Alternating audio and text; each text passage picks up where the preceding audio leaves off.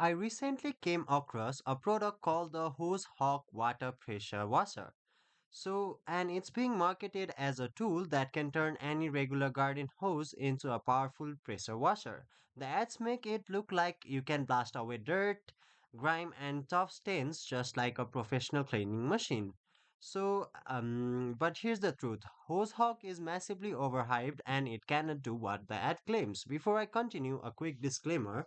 So this video is for educational and awareness purpose only. I'm not selling anything. I'm just exposing the product so you don't get misled. So now let's break it down. The biggest problem is the core claim itself. A real pressure washer uses a motor or pump to generate extremely high pressure, usually between 1500 and 3000 psi. A normal garden hose only delivers to around 40 to 80 psi.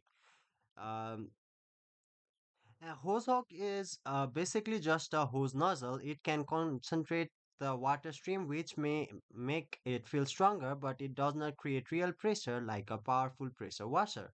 Another huge red flag is the marketing itself. The ads show dramatic clinic demonstration and different other things, removing the thick grime and stains instantly, but many of these videos are misleading and often appear to use actual pressure washers behind the scene.